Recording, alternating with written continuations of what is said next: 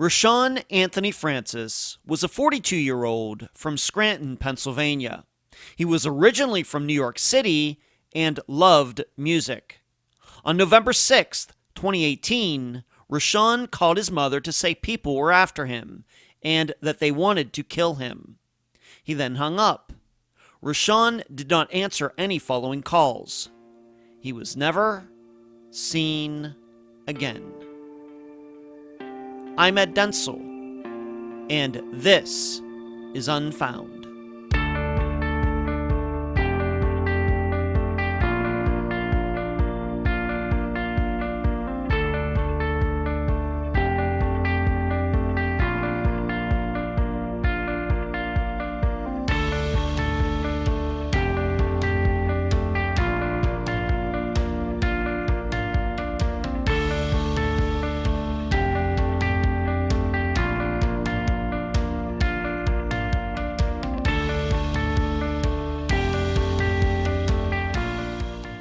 All of us know things about ourselves that we would never want anyone else to know. Even for you married people out there, trust me, your spouse has not told you everything. Why do we do this? Well, for a variety of reasons. We believe we might be judged harshly by the people who love and trust us most. Maybe it's something we did that's illegal that could get us thrown in jail.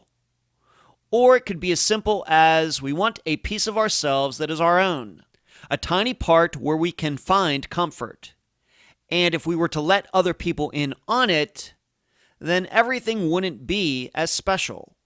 But hiding information from others is not easy, especially when we know if we were to reveal something, we would win an argument, or show that we know more than we are letting on. However, in doing so, we may betray someone's confidence and lose that friendship. Hey, knowing stuff ain't all it's cracked up to be.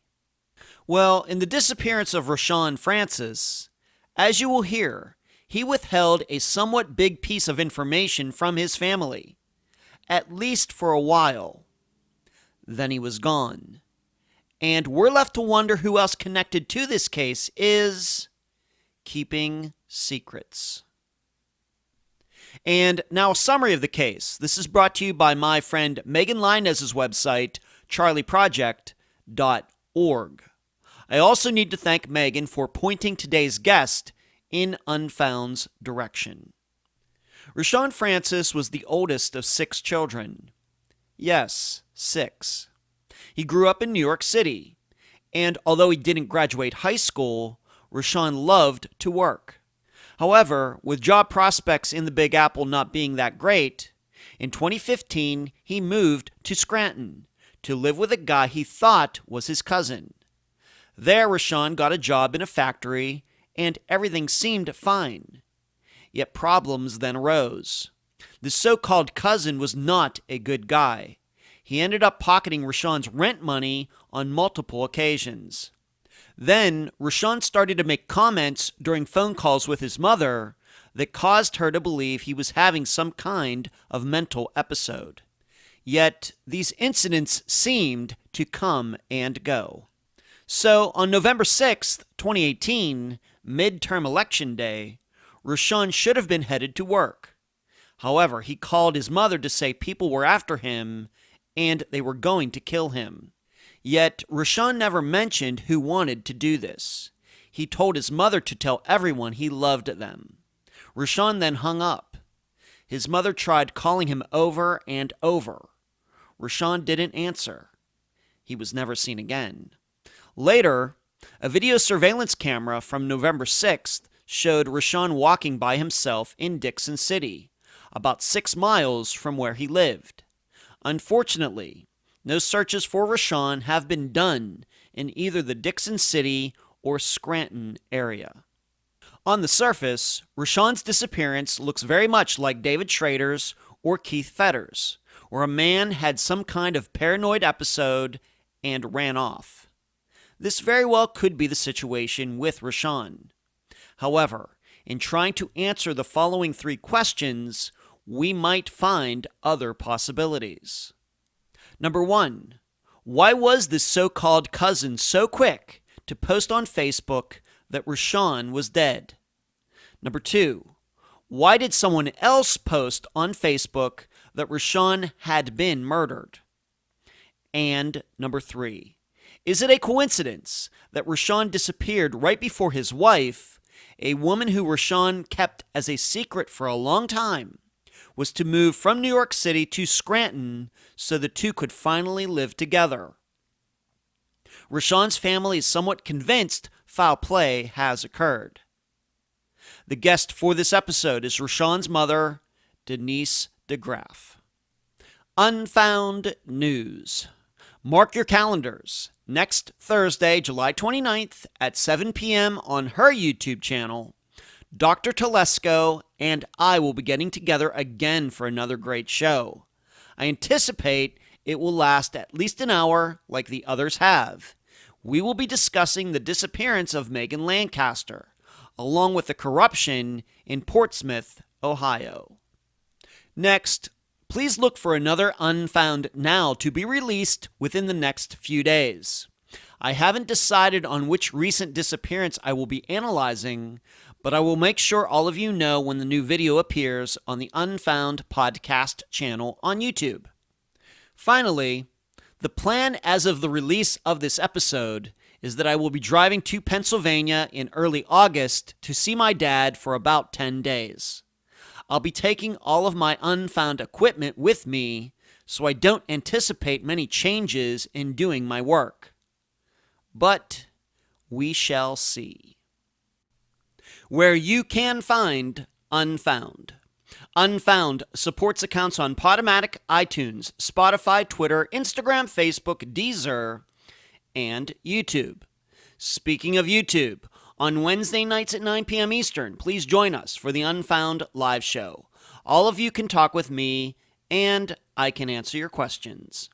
Contribute to Unfound at patreon.com/Unfound Podcast. This week, I need to thank Danielle, Corey, and Michelle. You can also contribute at PayPal, paypal.me/Unfound Podcast. I also need to give a huge shout out to all the people who have monetarily contributed using Super Chat during the live show on Wednesday nights. Thank you for watching, and thank you for donating. The email address, unfoundpodcast@gmail.com. Merchandise, the books at amazon.com in both ebook and print form. Do not forget the reviews. Shirts at unfound-podcast.myshopify.com, or you can track down my assistant Heather in the Facebook group. Playing cards at makeplayingcards.com/sell/Unfound Podcast. The website, theunfoundpodcast.com.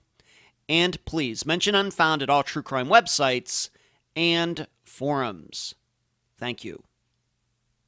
I'm so happy to have on this episode of Unfound the mother of Rashan Francis, Denise DeGraff. Denise, welcome to Unfound. Hi, thank you for having me.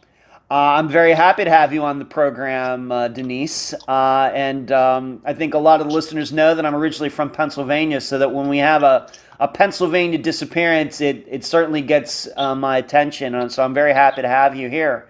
Let's start here. You are the mother of Rashan.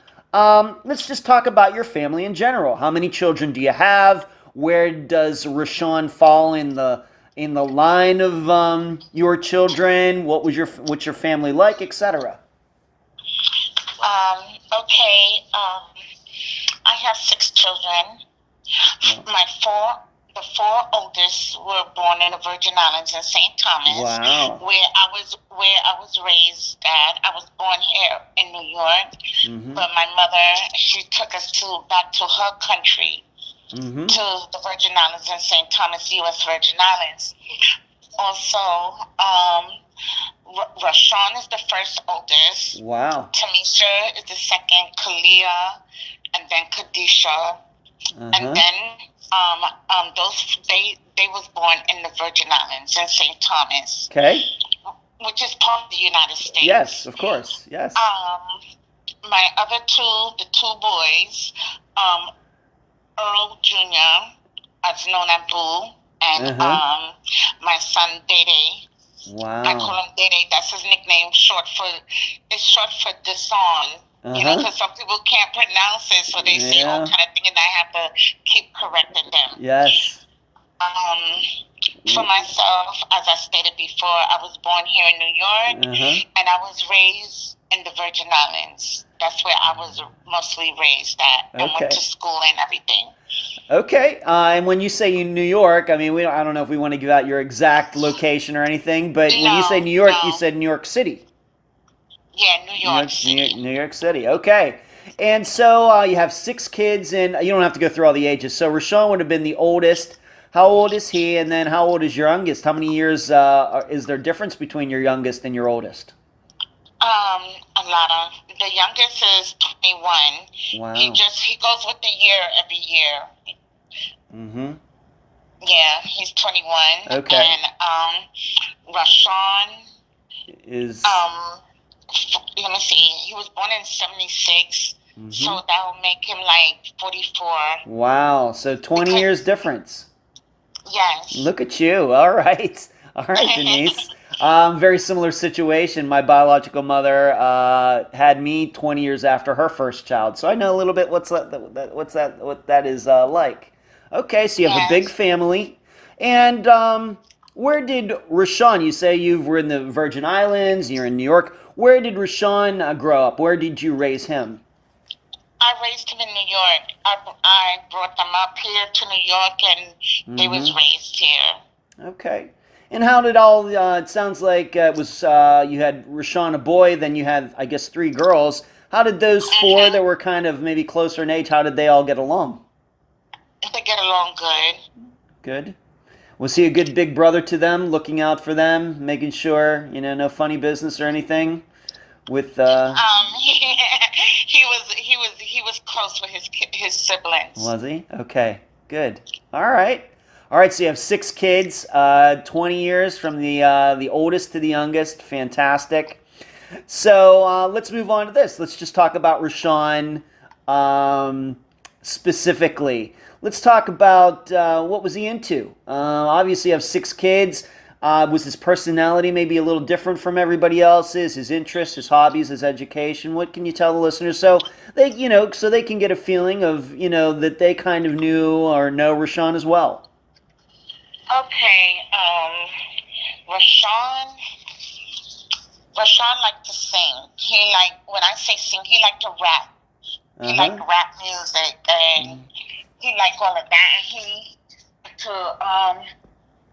he liked to sit and listen to music, and he liked play music, and we'll be sleeping, and in the middle of the 3-4 o'clock in the morning, he's up playing music all loud, and I'm getting up and I'm saying, Rashawn, you gotta turn that down because everybody is sleeping. Yeah. And he'd be making beats. He'd be making beats with the music and everything. And then what else? He didn't finish high school. He didn't finish high school, but he had work here in New York. He did security. Yeah. What else? How did you feel about him? I mean, I guess that was his choice to not finish his high school education. How did you feel about that? I was kind of disappointed, and I always instill in my children to better yourself, and further your education, that's what I instill in my kids, to better yourself and, make something of your life and your career and goals. And I said, I always tell them, I don't want to be better than my kids. I want my kids to outshine me, and they understood what I meant. Yeah. But he did, but it sounds like he did get work, though. He dropped out of school, but he got some jobs. Yes. And when he was younger, he got himself in a little trouble, but that got resolved and everything. And he turned his life around, and he started doing things that was right. And that I was proud of him. I was proud because he, did the right things, and which was right, and he had support from his siblings. Yeah. And we loved him. He's the oldest. Sure. That's my firstborn. Yeah. And so when he dropped out of school, he was working these jobs, may have had some trouble. Was he living with you? Was he living with maybe some of his other siblings? Was he living on his own? What was he doing during this time? Of course, we have to remember, it's a relatively new disappearance. So we're talking, I guess, maybe around the year 2000, early 2000, something like that. What was he doing? Okay, he was living with me. He used to do the summer youth He used to do work for the summer youth program. He used to work for them. Mm-hmm. And what else he used to do? Mm-hmm. And there was time when he liked to stay in a house, and when he didn't have no work, he was getting frustrated because it didn't have no jobs for him. Yeah. And they was saying that everything was, full, or that they needed anyone to call them back. He did some messengers and different things. And after that, he got frustrated. And I used to help him out. And I didn't put him down. I didn't, belittle him or anything. I always, give him an uplifting, telling him to, you could do it. I said, something will give, you just have to, believe that you're going to get it. Right. So then, in, let me see what this is, 2015, 16, one of them years. Yeah, 2000, let me see, 2014, 15, let me see. Take your time. I can't remember the year, but that's when he decided to tell me that he was going to go to Pennsylvania to live. Right. First, he went to go visit,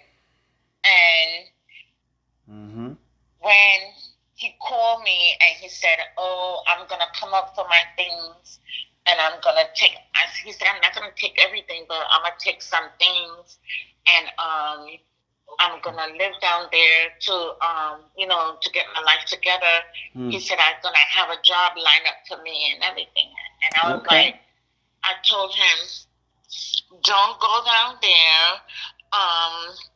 I'm getting into anything that is not illegal." Wow. I said, "Because you know how down there is." I said, "You really don't know nothing about them down there in their state." I said, "But their state is different. They have different laws that don't apply to New York laws." Let me ask you a little bit about this. So he's doing these, just kind of sum this up a little bit. So he's in New York, he's with you, he's living with you, maybe a little frustrated, things aren't going the way, he would like, some job frustrations, etc. And then just, would you say, the way you look back at it now, was it kind of all of the sudden that he said, I'm going to go to Scranton, or was this something that he had talked about before? Did it surprise you? How do you look back on it now? Okay, the first time when he was going, he said he's going to Scranton, and I said, "Who's there? Who you know down there?" I said, "Because you don't know nobody." He said, "Yes, Tyleek is down there," and he asked me to come down. He said, "I'm just going to go down there for a couple of days and see how it is." And then he said, "I'll call you and I'll tell you." And I said, "Okay." I said, "Just be careful." And I said, "Just, watch everything around you. Don't sleep. Don't sleep on people." Right. That's what I meant. And he knew what I meant when I said that. Now you mentioned this guy's name. His nickname is Tyleek. His real name is Tyleek. Okay. And they call him Ty. All right, we'll just call him Ty. For purposes of this conversation, we will not be mentioning his real name or his last name or anything. We're just going to call him Ty. No problem. Okay. No problem at all. All right. Had you ever heard of Ty before this? Did you know Ty? Had he ever mentioned Ty before at all? Okay, I didn't know him, but Rashawn was saying that he was our cousin, and I was like, "What cousin?" I said, because I don't know him. Mm-hmm. And Rashaan had brought him here to the house one time, and my vibes about him wasn't, his aura alone, like, sent off a different, like, it was not right with him. Okay. Kind of gave you a bad feeling. Yes, he gave me bad feelings. Okay. And Rashaan knew him through another person, and they were saying that they cousins. And I said, no, y'all not cousins. I said, that's their cousin, but it's not your cousin. I said, because if we's cousins, he have to call me auntie. So I don't know nothing about him. Huh. And everything. But then to come to find out, I dig a little deeper, he's not related to us in no type of way. Huh. He's not related to us. Okay. So he was calling Rashaan his cousin because somebody else said so. His cousin mother is family to us because her father, I have to call him uncle. May he rest in peace. And everything. So, it's a long, Yeah, it sounds a little complicated family connection, but the point is that Ty was claiming that he was Rashawn's cousin, and that wasn't necessarily true. Exactly. Okay. And once again, you said that at some point, I guess in 2014 or 2015, somewhere in there, that is when Ty and Rashaan were introduced to each other? Or do you? No, they've been knowing each other for a minute. Oh, okay. They've been knowing each other for a minute, and Rashaan used to tell me things, like what he'll do and stuff and everything. And I said, Rashaan, just stay away from him. Why you keep going around somebody who's doing negative stuff? I said, just stay away from them. I said, because they is not good people. Come to find out, they end up having a fight and stuff, and they stopped talking, and I was like, just stay away from him, whatever. Okay. The next time I find out hearing Rashaan is speaking, I was like, oh my gosh, thought that was bad news. What? Yeah, and I'm like, I just don't like him, and I say, you need to be careful with him, because I said, you don't know, people like him, they'll set you up and stuff and just make it look good for them. Making themselves look good.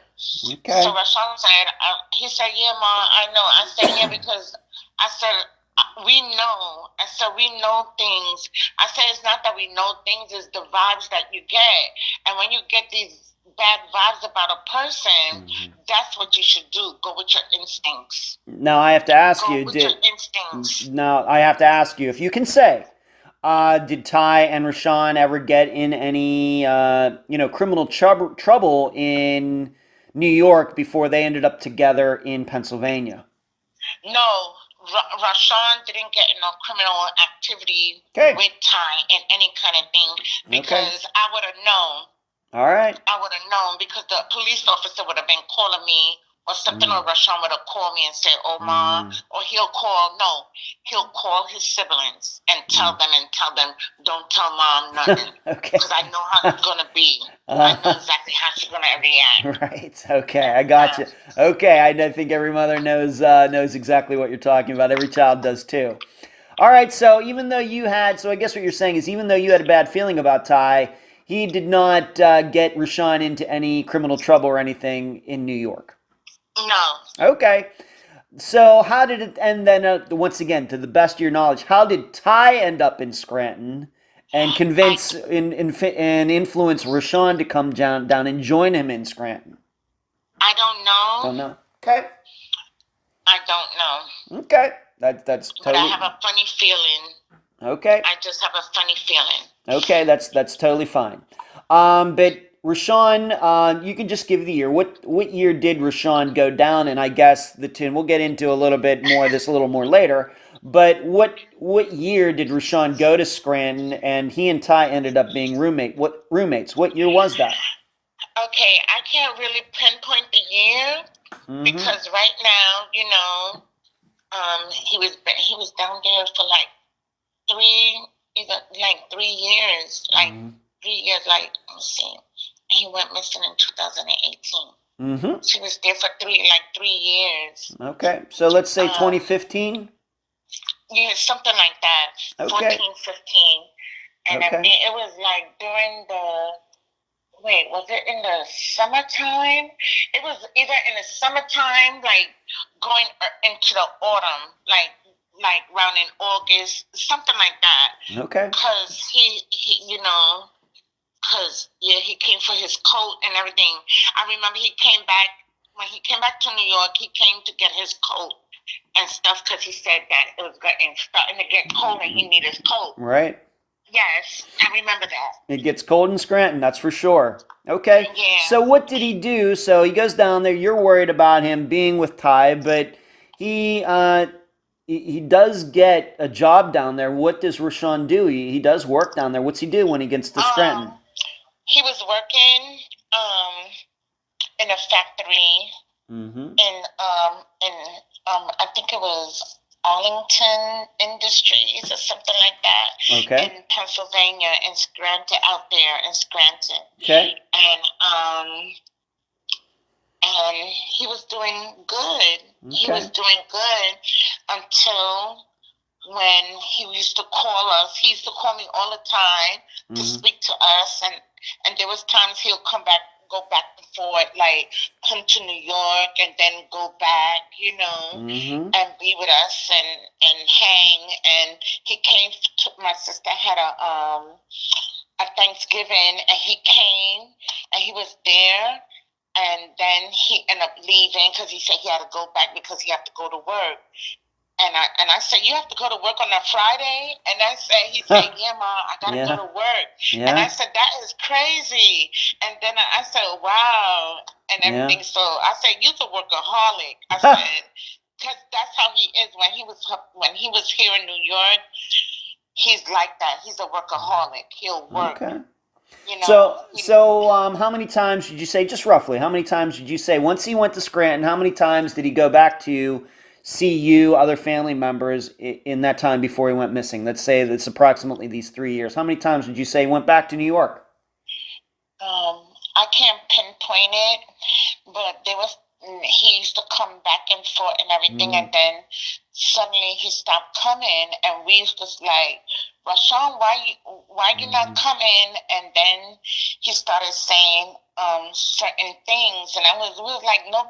I said, no, nobody's gonna do anything to you or anything, He started saying people. He was thinking that the people that was living upstairs,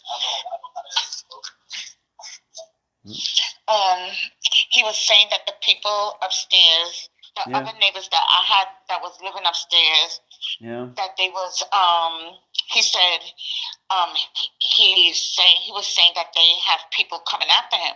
I said, they don't even know where you at, Rashawn. What is you talking about? And then I had him on speaker so his sister could hear him. And she was like, Rashawn, you just need to come home. Just come home. And he'll say, no, they was saying that if I come home, they're going to be waiting for me and stuff. And we was like, no, nobody is going to do anything to you, Rashawn. Trust me, nobody going to do nothing to you. We here. We got your back. Yeah. When, if you can, and I know we're going back a few years, Hal, maybe to 2016, 2017. Do you remember the year that this kind of started? The first time that he said something like that, was it 2016, was it 2017, or was it actually in 2018 when he went missing? No, it was like in, you could say like 2017, 16 and 17. Wow. And I'm thinking because my daughter wanted to go, and my son graduated from high school, the baby boy, and my daughter was going to go. She said we was going to come down there and bring him. Yeah. Bring him up here to New York, and he didn't want to go. He said, no, they're going to be there waiting for me. And Tamisha's saying, no, nobody's going to do anything to you, nothing. And then my daughter was saying, Ma, I think Rashawn is having a mental breakdown. He's having a mental breakdown. And I said, I think he is, because we have to go down there and get him, so he could see a doctor and everything. Right. Well, did he ever I mean, obviously he's talked about the people upstairs, but did he ever mention, if he didn't want to go back to New York, he'd been going back a few times, then all of a sudden, like you said, he didn't want to go back. Did he ever use anybody's name or a group there in New York that he thought, I have to admit, this does sound a little paranoid to me, but just in case, did he ever say of any names in New York that he was afraid of seeing or anything? No. Okay. No. But before all of that, before he had all that breakdown, before he started saying all of that, he used to tell us things that Ty used to do. Like, he'll give him the rent money, a money order, and want to write the name of the landlord, and Ty will take it and say no. He'll write it and give it to him all the time. He was spending the money for the rent. All right, so to put it another way, they're living together. Instead of Rashawn just paying the rent, the landlord directly, he was giving the money to Ty, and then Ty wasn't paying the rent. Right. So I guess Ty was using Rashawn as his own personal bank account. Yes. Wow. And he was, when Rashaan wanted to put a lock on his door, on his bedroom door, Ty would tell him, oh, you can't do that. On it and stuff. Okay. And he'll go through Rashaan things. He'll be going through Rashaan things. That's what Rashaan said. Yes, Rashaan used to call us all the time, mainly me. He used to call his brother and his sister and tell him all the stuff that was going on. And we would say, get a room. We told him to get a room. Yeah. Before he went missing, we told him to go and get a room. Get your room and leave him. I said, because he don't have to know where you're living at. But eventually he find out where Rashaan was living at, and because he helped Rashaan take his things to where he was at, where Rashaan was staying at the room. So at some point, Rashaan and Ty were not roommates anymore in Scranton. At some point, they separated. Yeah, right. Rashaan went missing when he was in his own room. Apartment. He had a room with Betty's room. Okay. And the landlord, she was very nice, and she shook my hand and looked at my face and told me I did a good job with him. She said he was well respected and mannerable. So Ty and Rashaan are together. They're living together down there. You have a lot of problems with Ty, maybe for good reason. And then they're living together. You stated that there was something funny going on with the rent. Ty wasn't paying it. Is this a situation where Ty eventually got kicked out, or from this landlord because of not paying the rent? I mean, what exactly went on there? I mean, that sounds like a problem. Rashaan wanted to go get his things, and the landlords told him no, and Rashaan showed him proof that he was paying the rent, and he let Rashaan get his things, but he said Ty wasn't going to get his stuff. Okay. Because he owed the landlord money. All right. Do you have any idea how long this went on? I guess I don't know. Don't know. I don't know. Okay. I don't know. All right. So would you say then that when Rashaan did finally get his own place, would you say that you were talking about him being, talking about people being after him, people upstairs and everything? Would you say when he started living by himself, did that get any better, or did it just seem to get worse? No, I'll say he was okay when he got his room, because he called me and he was talking to us.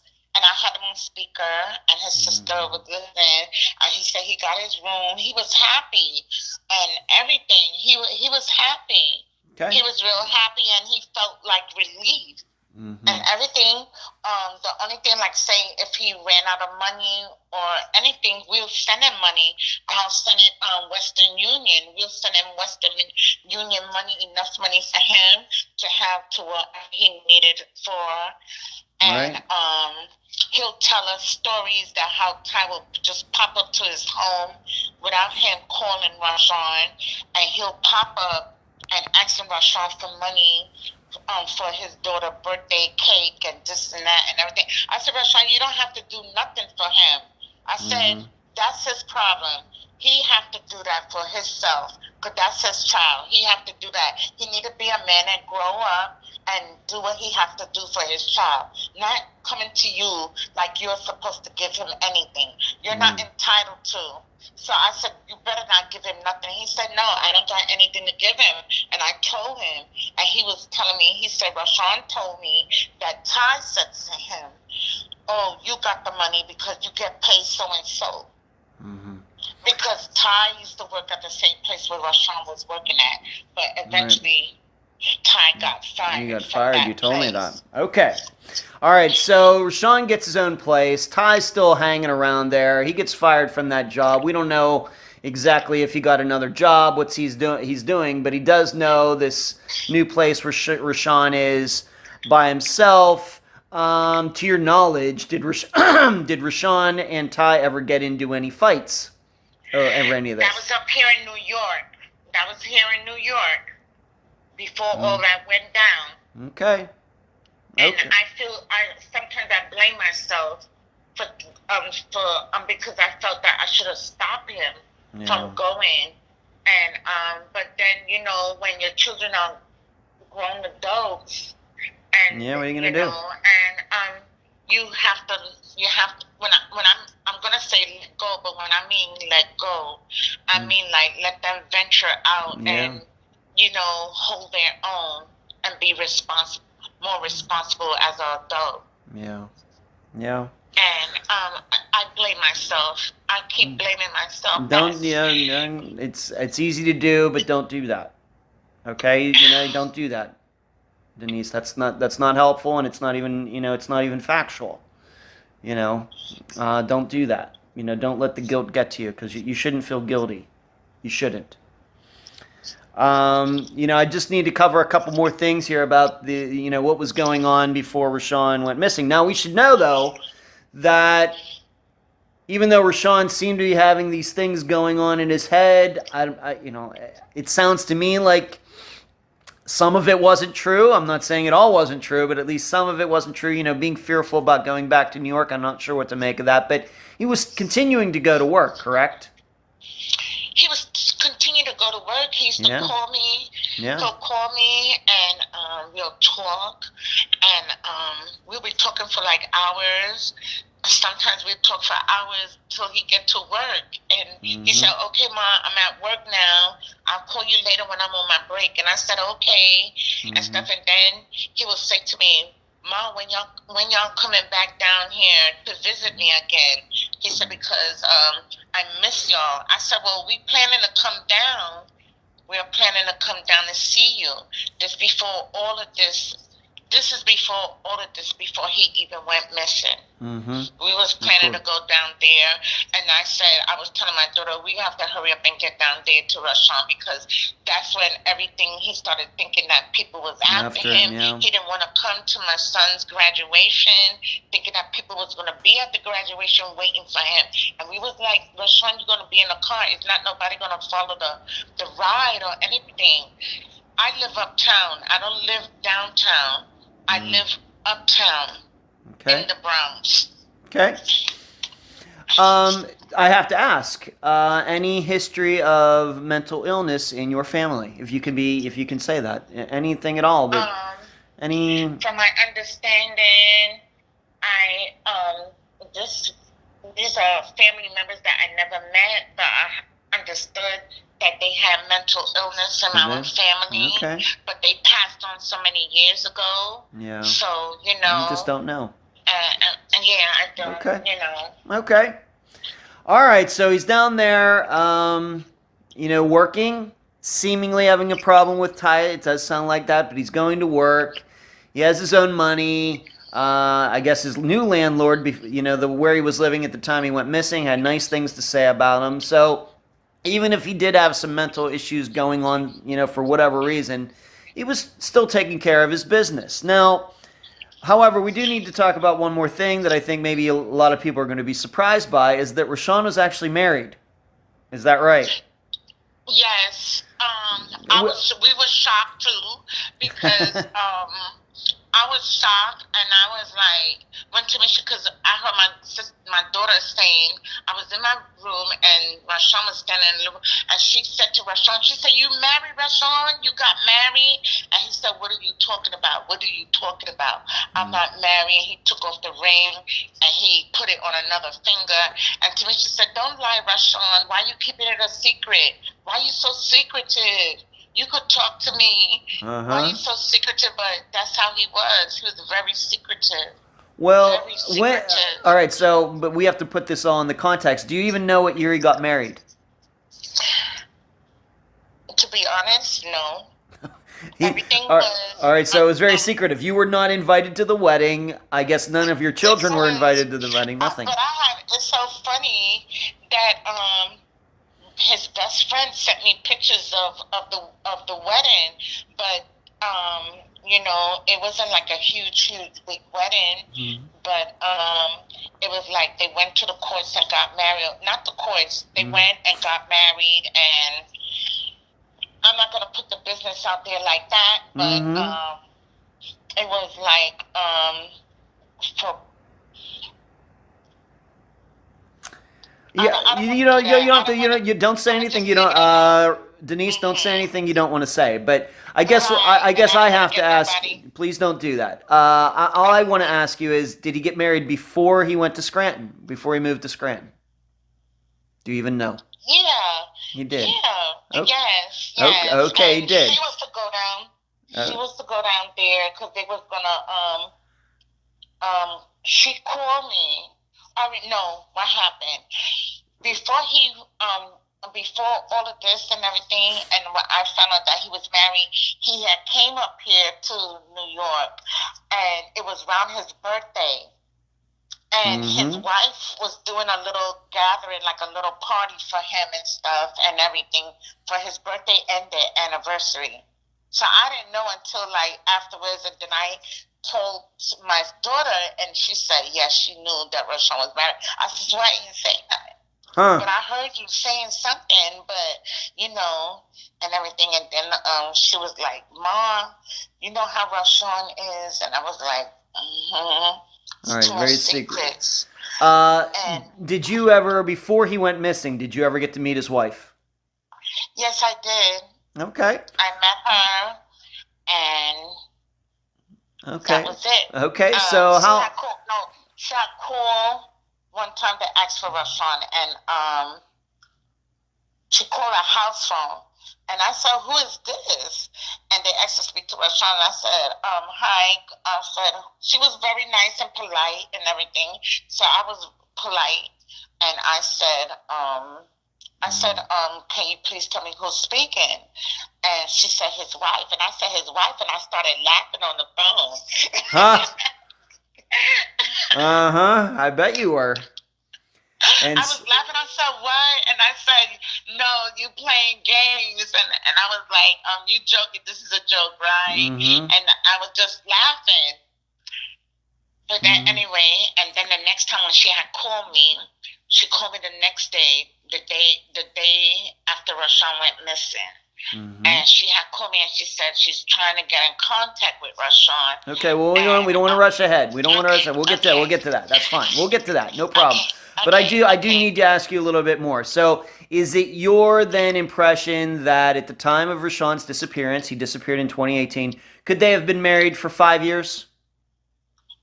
Or 5 years? I don't know. I don't know. Okay, so she, not only did Rashawn not tell you, but in just speaking to her at least once before he went missing and then maybe a few times after, that's never been clear. She's never been said, well, we wanted to invite you to the wedding, but we didn't, and this is the year we got married, and that's never come up. No, that never came up. Okay. All right. And what about, do you think your other children know what year it might have been? Just kind of get a feeling of how long this marriage was, because, you know, he was down in Scranton for 2 or 3 years, you know, working down there. It would seem that if they're a married couple that she would have gone down to see him. Do you even know if she did that? Oh, yes. She did? I did know. Yeah. She did. She used to go and see him. She Okay. said he was staying with, she told us that he was staying with some guy, which she didn't like. She said she didn't like him, and she said his aura wasn't to par. She didn't like him. Okay, so that must have been Ty. All right, but what you're saying is they were living separately. She was still living in New York, and he was living in Pennsylvania. Yeah. Yeah. Okay. And she was planning to come down. Mm-hmm. Okay, we'll talk about that another time. All right. Well, let's just. Oh no, we can set that up right now. So we'll do that right now. Now, you told me that she was planning in our prior conversation that she was planning to go down and see him in Scranton not long after he went missing. Now, was this just going to be a visit, or was she actually going to be moving there? Your understanding?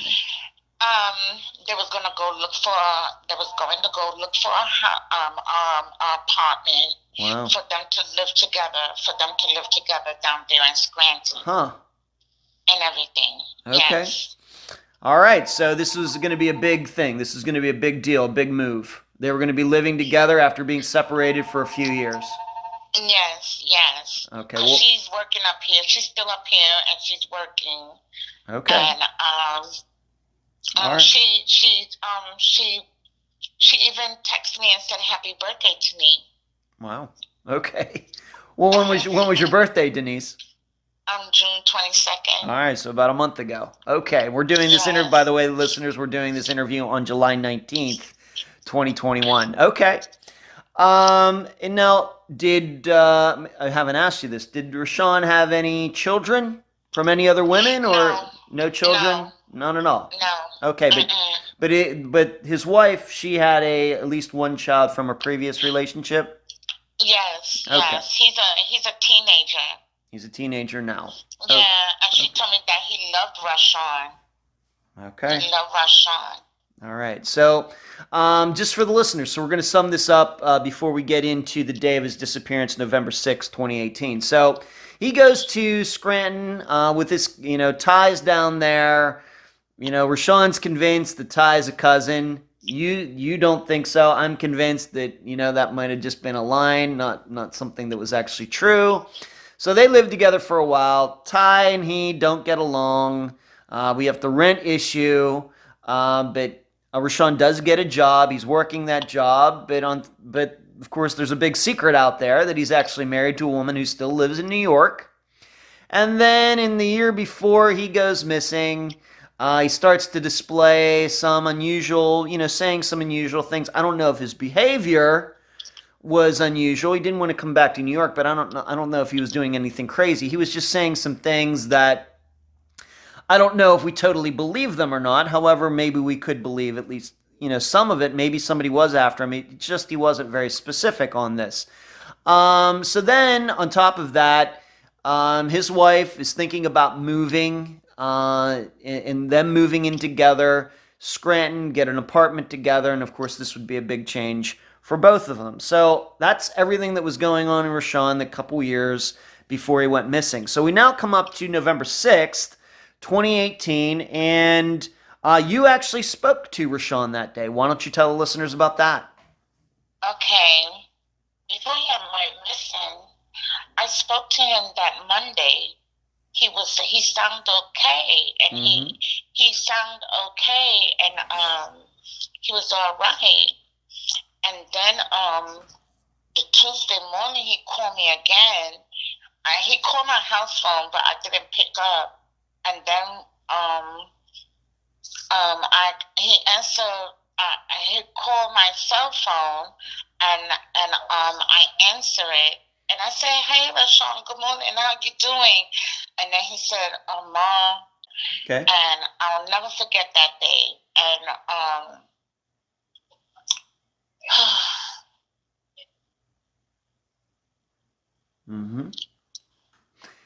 And I'll help you out with this. He said something to the effect of, "Tell everyone I love them," and he said somebody was going to kill him. Yes, he said, "Mom, tell everybody I love them and I love you." And everything. So I said, I'm listening to him talking to me, but still I'm listening to the background, the sound of the background and everything. So he's like he walking on gravel, like rocks and stuff. And so my daughter's sitting in the living room, and I said, Rashawn, what are you talking about? And then he says,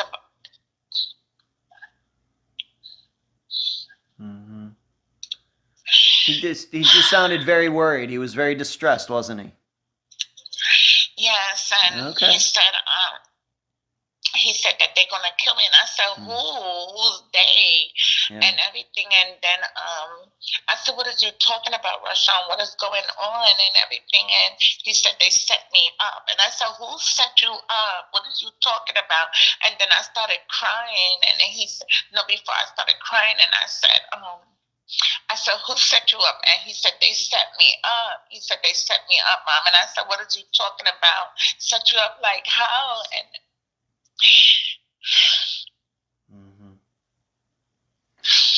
he was never quite specific with you, was he?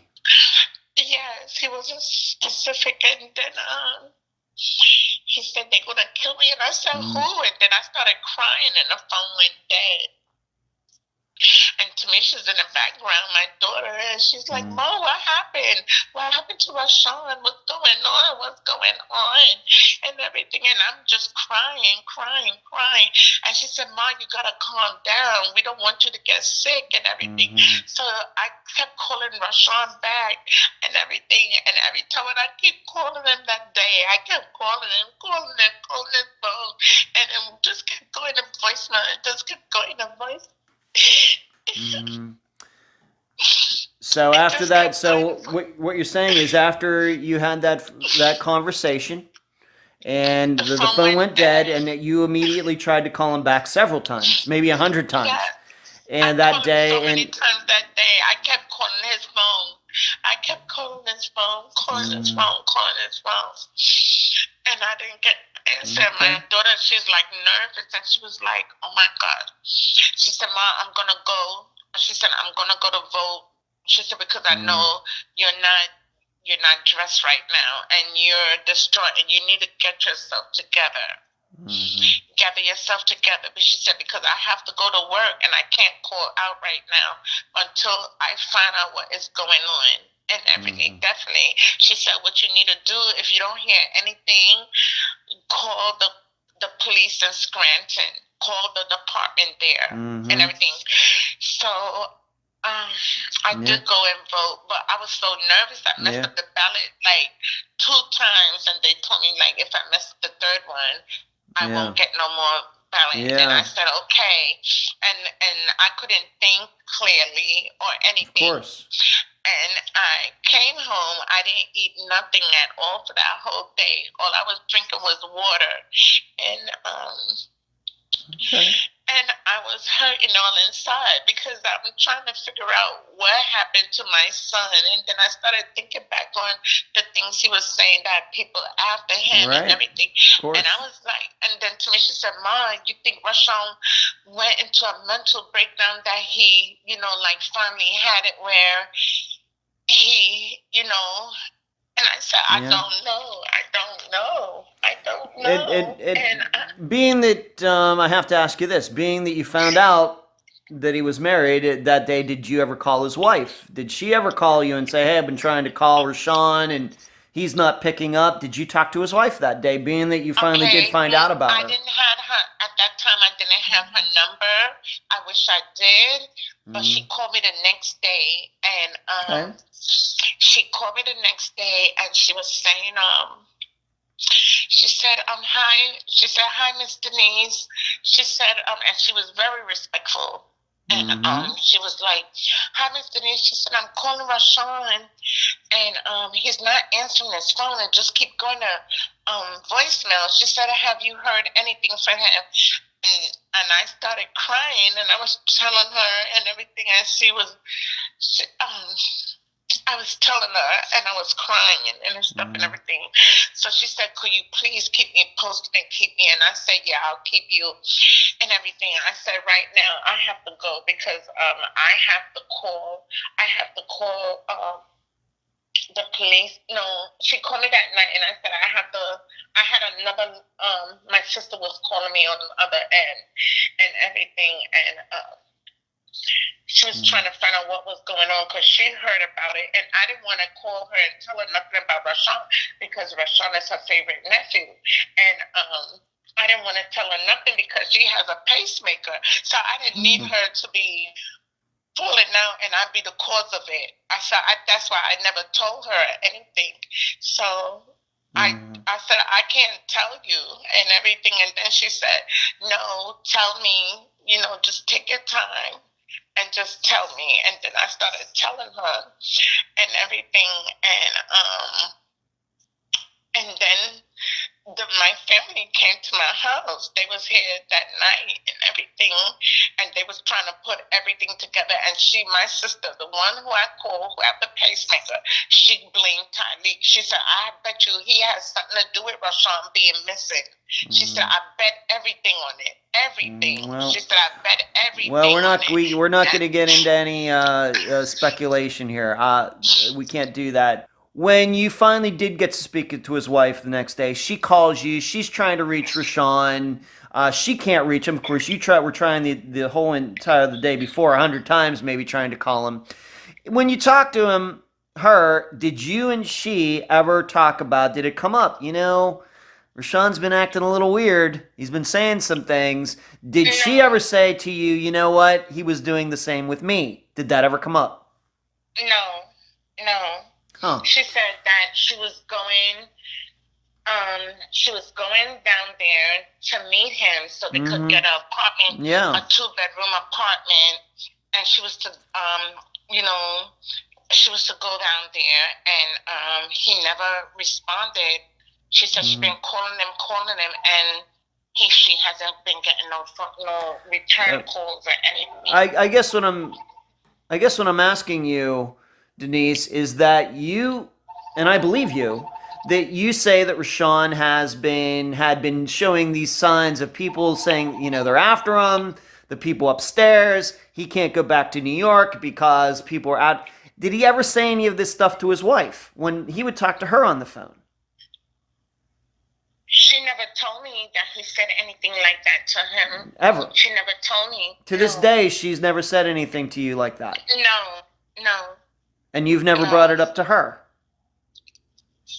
Basically, to be honest with you, no, because I was worried about my son, about finding him and everything, So at the time, my mind is not thinking. It's like, I just want to find my son, and that's it. I get it, but I think I have to explore this a little bit more. It seems to me that you were very worried about this behavior, but once again, I'm not married. I've never been married, so I'm not, gonna try it. It just seems to me if, a husband is showing signs of, some instability, maybe it's all true. Either way, if he's saying things like that, it seems to me that he would be doing these things to more than just one person, you. He told one friend, and that was John, his best friend. And John would say, well, come back to New York. He said, your mom got your back. Yeah. He said, nothing gonna happen to you. He said, we all got you.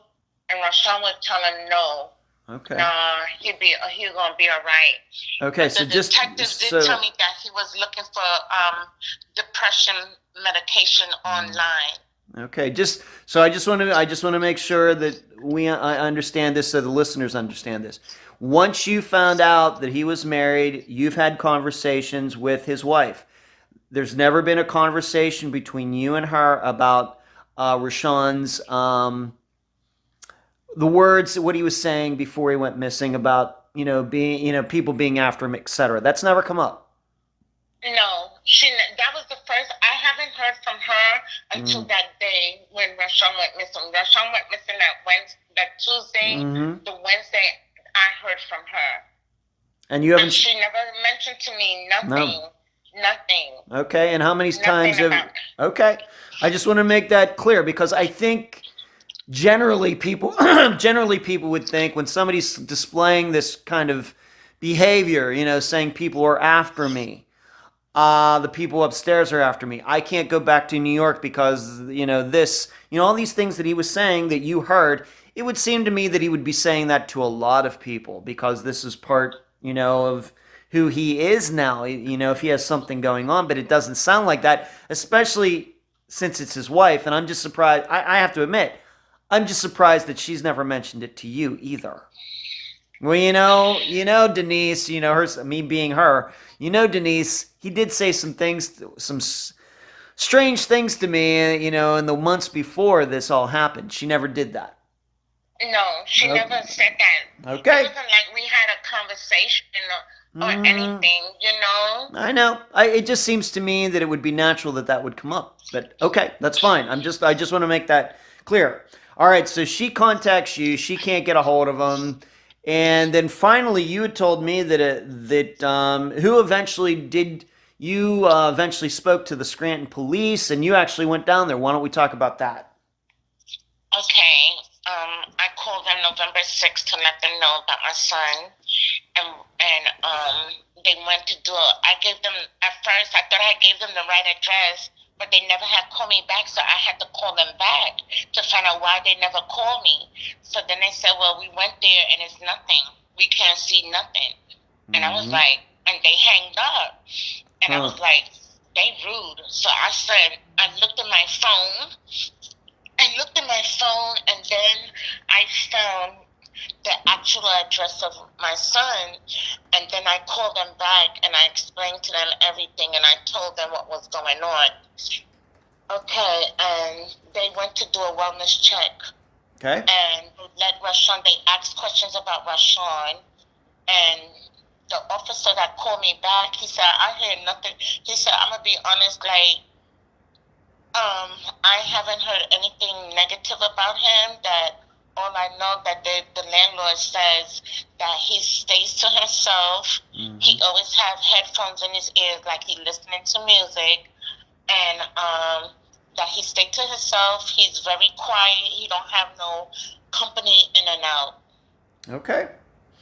And that he was quiet. He don't have no loud ruckus or anything. Okay. Now, you went to, I have it in my notes here, that you actually went to Scranton on November 9th, correct? Yes. Let's talk about that. When you went down there, talk about your interactions with the police, and then we can move on to talking about going to Rashawn's apartment for yourself. Okay, before all that, before the day we was leaving the Friday, but the Thursday, I got a call from Officer Kossoff.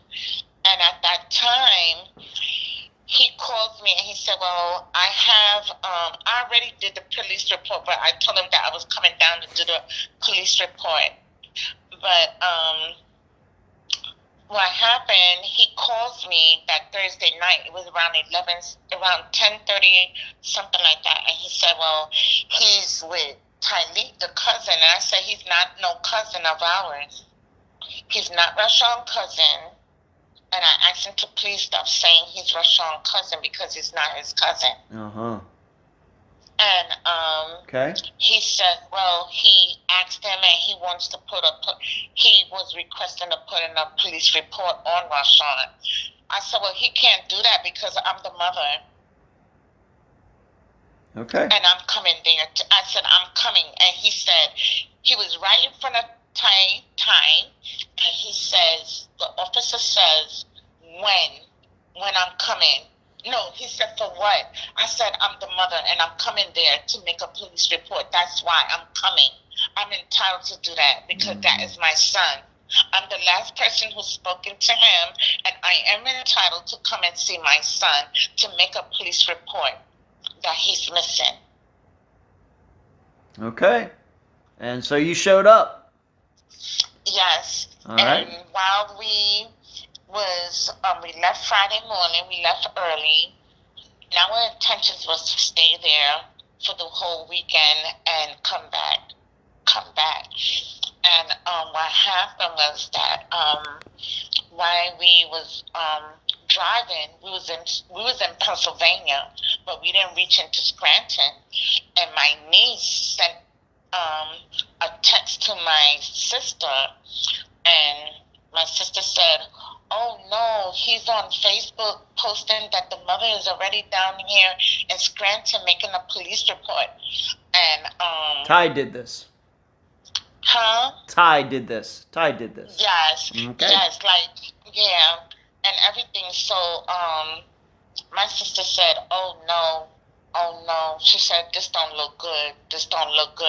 I said, I was all calm all the time. I was calm. And I was sitting in the back seat because my sister is the one who used her SUV for my daughter to drive it down there so it could hold us all in the car. And my other son, he had to take off to come with us too from his job. And we all went there. It was four of us at the time. At the time, my son, the youngest one, was up in school, up in Connecticut. And my sister said, "Don't tell him nothing. He's taking his exams." And she said, "You don't want him to be distracted and get his grades messed up." I said, "You're right." Mm-hmm. And but I told her it was too late because I already told him. And she said, "Denise, why you said?" And I said, "I wasn't thinking." I said, "I had to let his siblings know and stuff and everything." I even called my daughters in Florida and told them and stuff and everything. And they was too distraught. And Mm-hmm. So you get to Scranton. What do you do? Okay, so I asked the officer, could I take the dogs out there and stuff and look for my son? And he said, "Oh, we can't do that because it's raining," and some other stuff he was saying. Mm-hmm. And stuff. He said, "But when the rain cool down, we will take the dogs out there and we'll start doing a party search." None of that never happened. Since we was down there, nothing happened. The detective called me. She calls me, Detective Gettery. She calls me, and she was talking so fast, like she just wanted to say what she had to say and just get off the phone. And I was trying to talk to her and everything, and she's gonna tell us that we can't go to no news because I was going to the news and everything as a mother, and she says no, not to go to no news, don't do no what you say, how you say that, like press release or something. Yeah, press release and awards, but we already did we did that. We put she didn't want us to do that. She didn't want us to put out rewards or anything. Oh, she said because then people will start coming out the woodworks and saying this and trying to get money and blah blah blah and everything and stuff. Okay, we did all what she said, which I felt that should have did it. I should have never listened to her. I should have went and I should have went to the news people and everything and stuff. Because she called us when we came back to New York. She calls me and tell me, "Oh, we put out that she said your son is in the news that he's missing, and I had to do that and this and that and blah blah blah."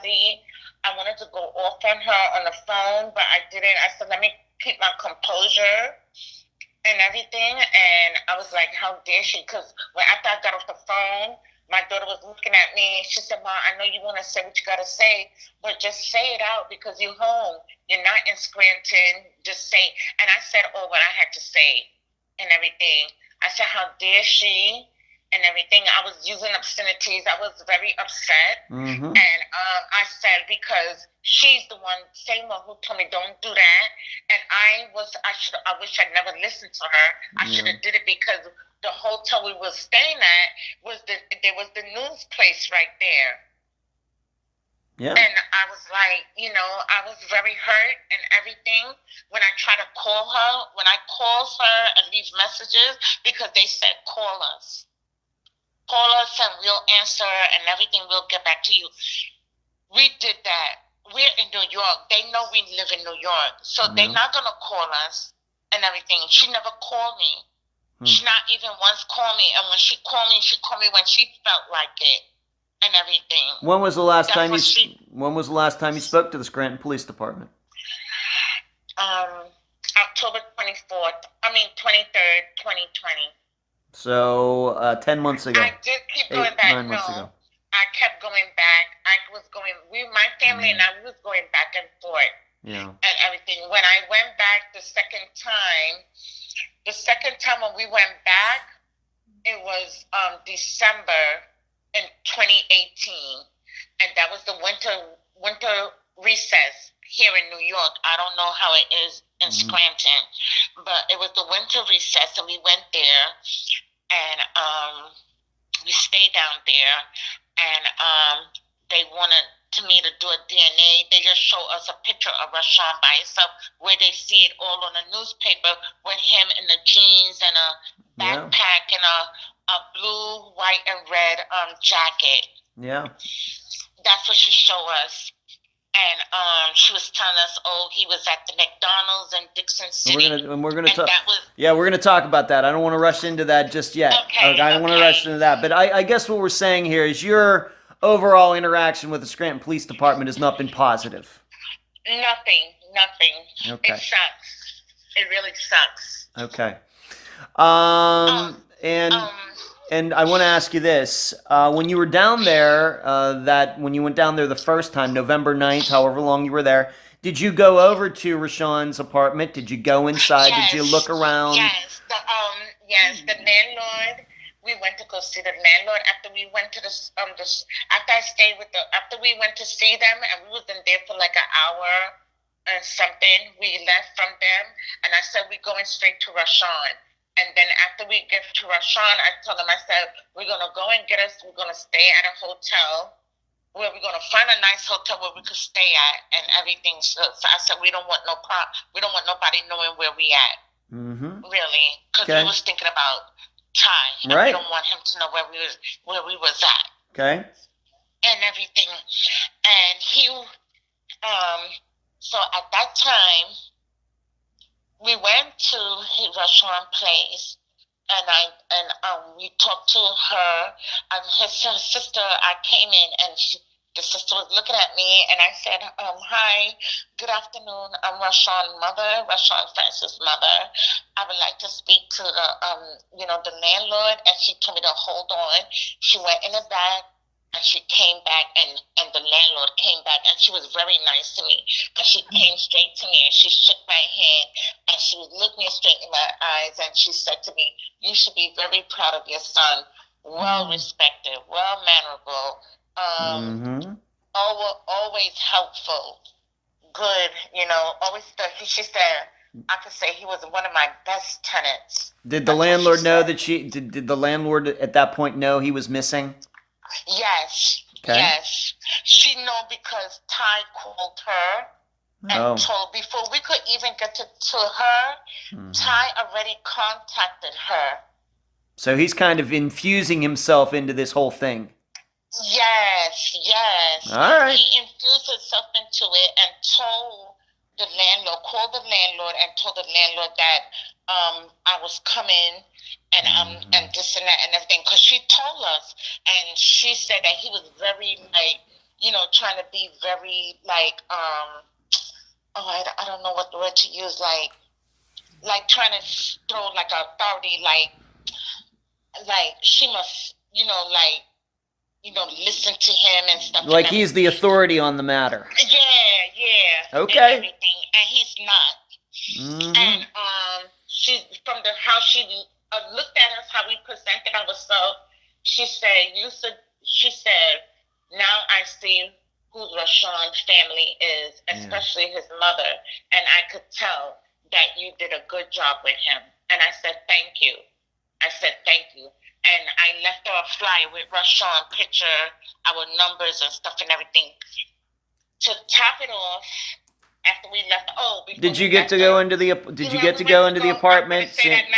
We Yeah. went to go see his room, and it was neat, just like the officer had told us when he went to go see Rashawn's room.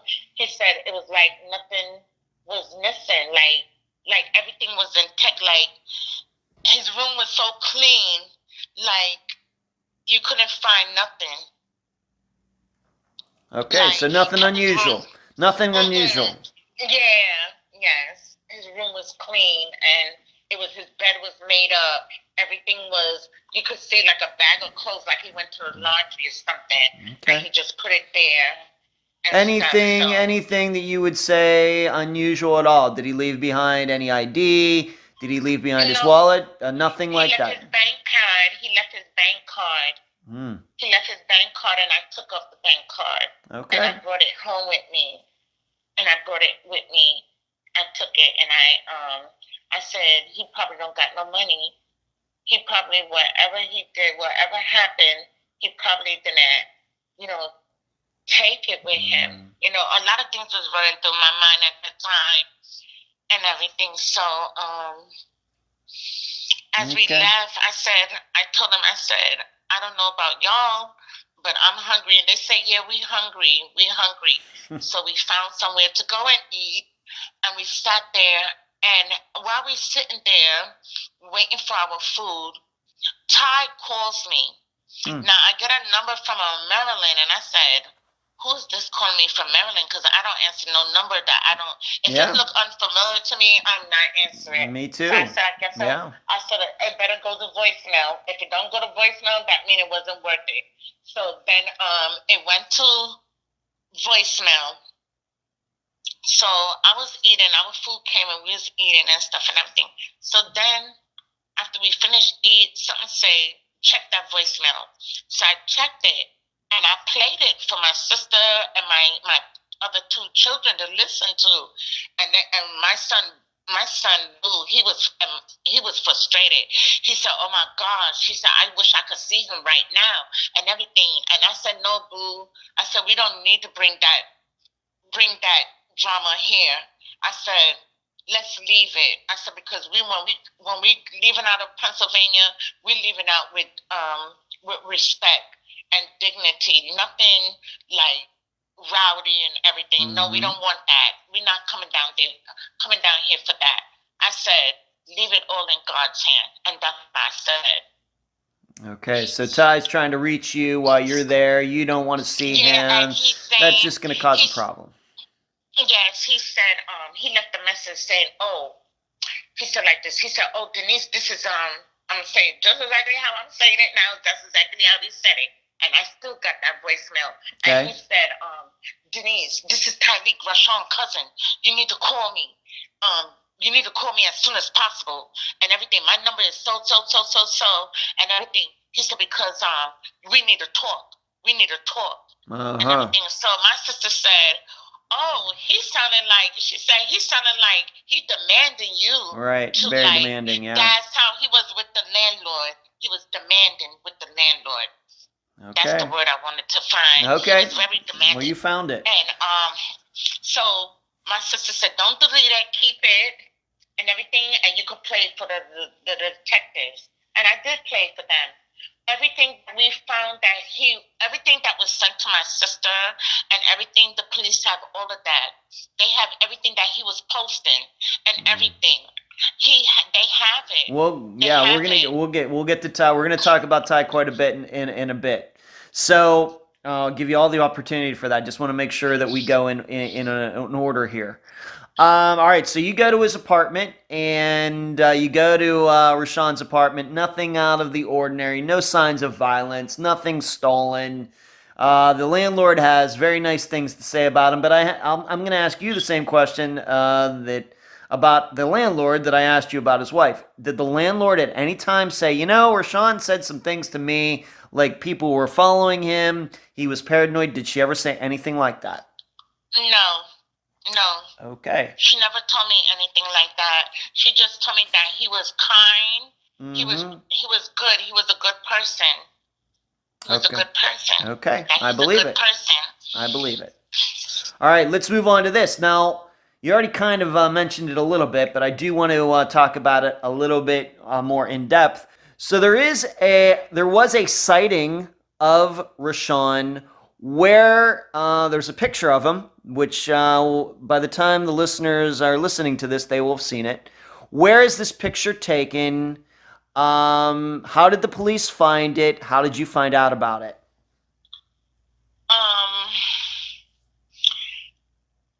They said that it was in Dixon City by the McDonald's. Wow. Okay. And do you have any idea how they found that? I don't know. You don't know if it was like, for example, the McDonald's owner had a camera out front, heard about Rashaan missing, went and checked the video and found it. You don't know if it was that way. You have no idea to this day. No. All I know is that Detective Gattery, she said that he was inside McDonald's because one of the workers said that he was inside McDonald's. On the day of his disappearance, on the same day that he called you, and said, he said the statements that he said, it was on the same day. Yes. Okay. And so then that picture was released to the public? Yes. And then that was when your daughter found out about it, right? My daughter in Florida, she found out about it because another person that is a police officer told her about it. Huh. Okay. So this video is, you've seen the picture. Is it Rashaan? Yes, it's Rashaan. Okay. And this is in Dixon City, which is not where he lived. It's kind of close to Scranton, but not, it's a little bit of a walking distance, a couple hours. Yes. Right, okay. Would this have been on the way to his job? Any reason that you can think of, or anybody that can think of, that he would have been in that area being seen on that camera on November 6th of that year? No. I don't know. Okay. So we just don't know. It is certainly Rashaan. It is believed to be on the day of his disappearance, but we have no idea how that video was even found, because I can assure you it's not like police started cruising around asking everybody for their video cameras, especially that far away. So that didn't happen. So somebody must have been found out about Rashawn's disappearance and decided to check their video. Okay. But you said this McDonald's, he was sitting in the McDonald's. Was he eating? Was he by himself? I mean, was he acting regularly? Do we even know? I really don't know. Okay. I really don't know. Okay. So this video is taken near McDonald's in Dixon City, and I will have, by the time the listeners are listening to this, I will have done a little bit of a diagram, a video on YouTube to show them where he was living at the time and where this video seemingly was taken on the same day that you talked to him for the last time. All right, so we do have this sighting of him, and he's by himself. Yes. Okay. All right. Let's move on to this. Phone records. Have you been able to get his phone records? Do you know anybody else that he talked to that day? Do you know anything about ping information? Let's talk about that. I did ask the detectives, could they ping his last, like where he was at and everything, and they said they can't do that, and they was giving me excuses from excuses. They was giving me different runarounds. Okay. When I was asking to do a lot of different things, they was giving me runarounds, like excuses. Okay. So you, to this day, don't have Rashawn's phone records, or do you, or? No. Okay. And you have no idea about any ping information either, because, of course, he was talking to you. We know that he used his phone that day because you spoke to him. Yes. From that, we could know, well, what tower, his phone pinged off. To this day, it's not quite 3 years yet, but you still don't know. No. Okay. All right. So we don't have any phone information. Has anybody in the last, once again, 2.5 years, a little over that, has anybody else come forward and say, yeah, I spoke to Rashaan that day? You know that you spoke to him. Has anybody else ever come forward and said, yeah, I spoke to Rashaan on November 6th? No. All right. Okay. All right. So we don't have any phone information. Did Rashawn pay for his own phone? Was he on a plan? Do you know how he paid for his phone? He paid for his own phone. Okay. All right. So maybe those records could be accessed, but if the police access them, you don't know anything about that. No, because they won't tell me nothing. They won't. Yeah. They keep saying that they can't tell us anything. They can't tell us nothing. Yeah. Okay. All right. Yeah, that's frustrating, and you should know, Denise, that many of my guests do have, police do give up phone records. The Scranton Police Department may not be doing it for you, but I can tell you, there's other police departments who have given phone records to family members. So I would not give up on that. Okay? Do not give up on that. The truth is that although they can access the records, and I hope they have, and I hope they have them, and if they're working on something, then I give them all the credit in the world, but they have to understand those are Rashawn's phone records, not the police's phone records. Okay?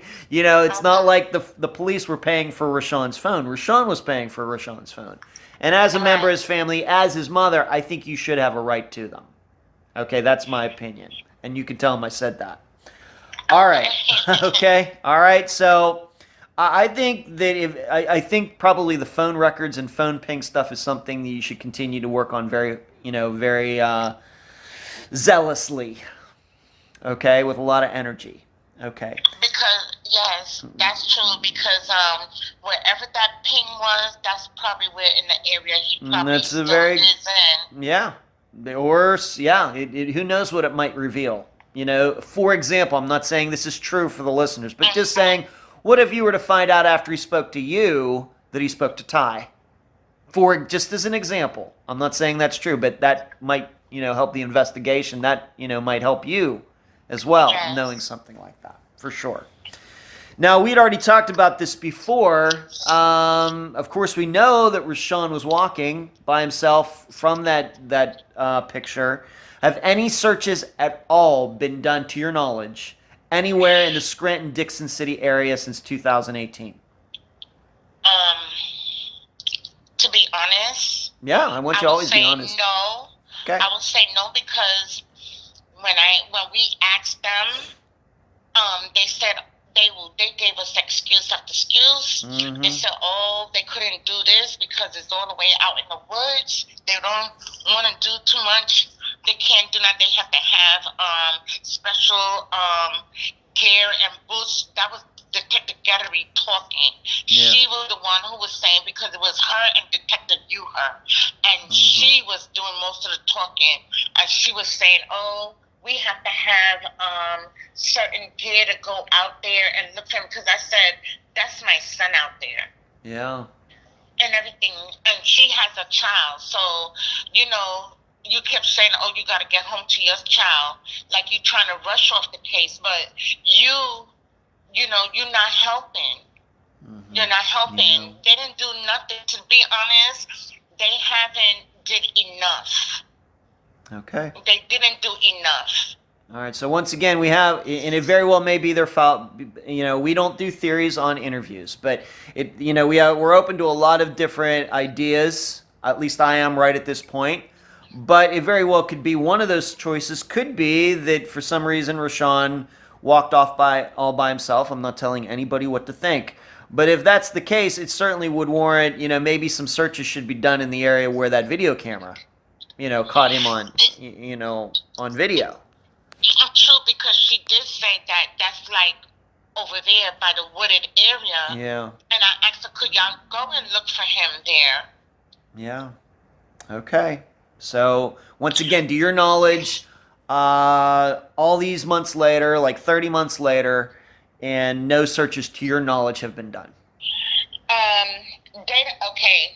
Detective Uher, who's her partner, she transferred the case to him. Like, it was like they was giving the case back and forth. Okay. Want to handle it, Yeah. Anyway, she gave it to him, and he didn't start looking for my son until March of 2019. I got a phone call. I remember that. I got a phone call in March stating that oh, the marshals and them is looking for Rashaan, but they didn't find nothing. Okay. And stuff. So from November 6th, 2018 to March, you're telling me that's when you started just looking for him now? Because the weather is starting to get good, but all the time with the snows and everything and the rain and all of that, y'all couldn't go and look for him. Yeah. So, you tell me. Okay. I know. All right. Yeah. Let's move on to this. Now, of course, he's made up, besides Rashaan, we've mentioned this guy quite a bit, Ty. Now, he actually, and you sent me some screenshots, a couple of them. He actually made a statement on YouTube, or not on YouTube, on Facebook, that Rashaan was murdered, right? Did that, when did that happen? How did you find out about that? Because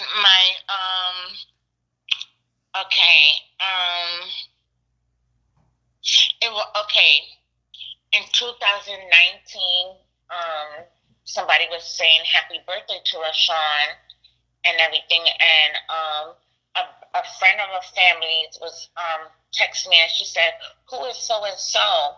But it wasn't Tyleek yet. It was another person that was stating, "Happy birthday, bro. Rest in peace." Huh. And I said, "Rest in peace? What are you talking about?" So then I inboxed him and I said, "What do you know?" I said, "Because I'm Rashawn's mother," and I said, "They haven't found a body." And I said, until they find a body, then I will know that he's, perished.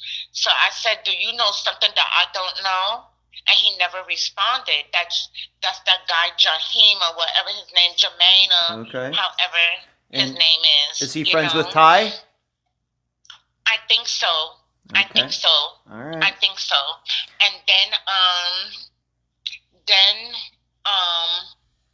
Ty was posting the way how he was posting, like Rashaan was dead. Like the way how he was talking about Rashaan, like he's dead. So you know something. How come you know and I don't know? You was volunteering, like the officer said. You was telling the officer where to go and this and that, because you was saying that this is where Rashaan walked and everything through those tracks on the gravel.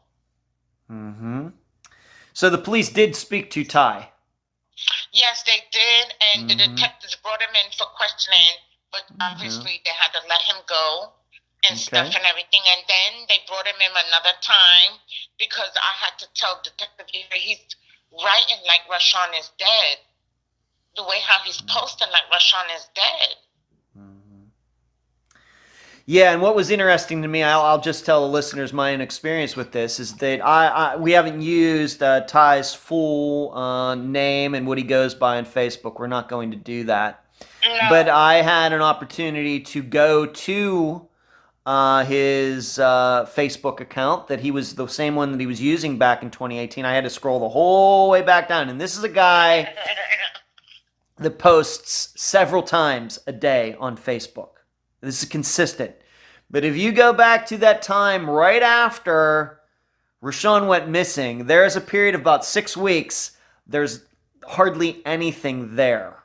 Because he deleted everything that was on that page. Right, there's certainly proof that happened. Everything that he wrote and everything, he deleted. Yes. He deleted it. Right, I saw that for myself. I mean, I don't know what he wrote beforehand, but certainly there's a huge space in there where there's nothing. Yes, he deleted it, and then he started posting about him and his daughter and his son and this and that and everything. And I said, "Oh, he's trying to play like he's such an angel." But anyway, did the time would tell. Yeah, did the police? I know you're very frustrated with them. I think that's come out in this interview, and you're more than you're more welcome to express those frustrations with them.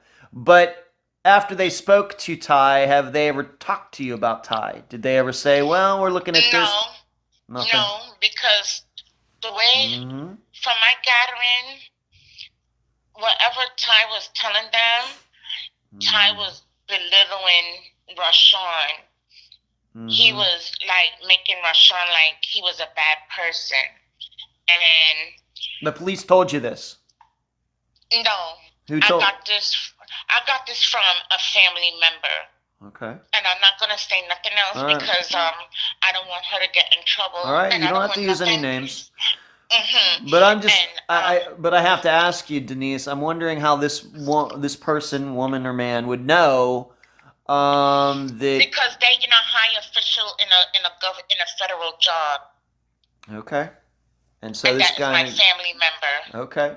So this kind of got back to her or him?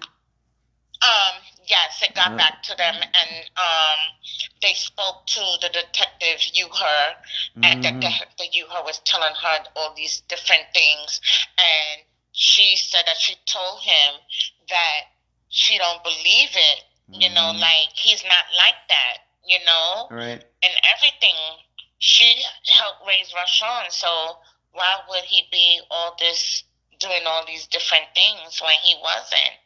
And he said that's why they stopped looking for Rashawn. I said, but they wasn't even looking for him. I said they didn't start looking for Rashawn until in March of 2019. I said, check this out. I said this to her. I said, check this out. He went missing November 6th.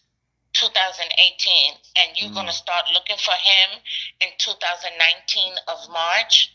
Yeah, 5 months later. Yeah. Something don't sound right, and something is not right. 4 months later. So, like basically, every time I call y'all not returning my calls. Y'all not want to respond. Y'all call me when y'all feel like. You call me like a week or 2 weeks after, or a month later. And everything. So I said, forget them. I don't call them no more and everything. I stopped calling them. Okay. And the last phone call I got was in 2020 from Detective Gettery. That's when we went back down. The last time we went back down to Scranton. Before I did all of that, I had to go back down there. I did 2 DNAs down there. The first one, and then I had to go back down there to do a DNA for NAMUS. So Rashawn is in the NAMUS system. NAMUS, yeah. Now, did you? Yeah, that's all right. That's all right. Now, you even told me regarding Ty that he actually told people that Rashawn was selling drugs. Yes. Did he post that on social media, or did he say that somewhere else? He told that to the detective. That's how that information got back to me. And I was saying, what? I said, no. I said, I told my sister, I said, no. I said, no.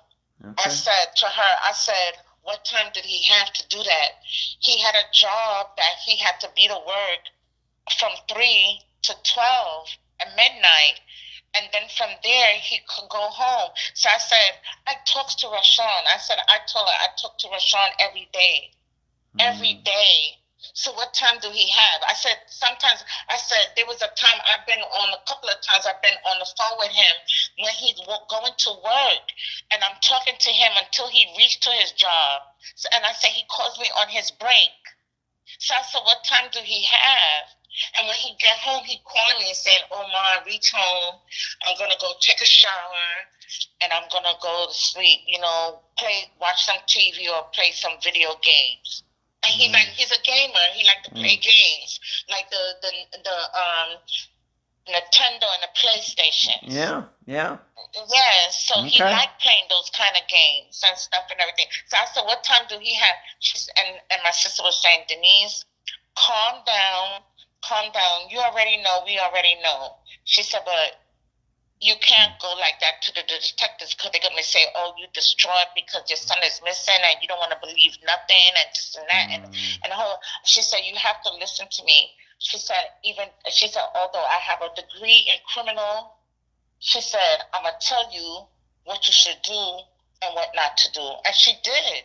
Good. And she said, when you go back, this is how you do it. So anyway, we went back the day before Rashawn's birthday, and this is 2020, October 23rd, 2020.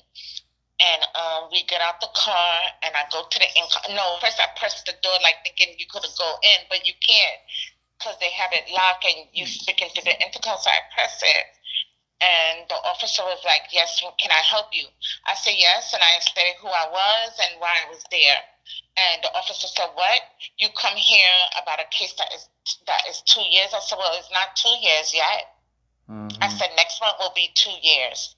So he had an attitude like a don't care-ish attitude and everything. So I was so upset because from the way how he was talking, and I just responded, and my daughter was saying, "Mom, please calm down. We don't want nothing happening to you and everything. We do not want anything happening to you, please," and everything. So I said, "Okay." I said, "But you didn't hear how he said what he said, you know?" So then he said, "Hold on, I'll come back." Then he asked me Rashawn name, spell it. I did. He said the date of birth, and I spelled it. He said, "I'll be back with you." We stood out there for like a good,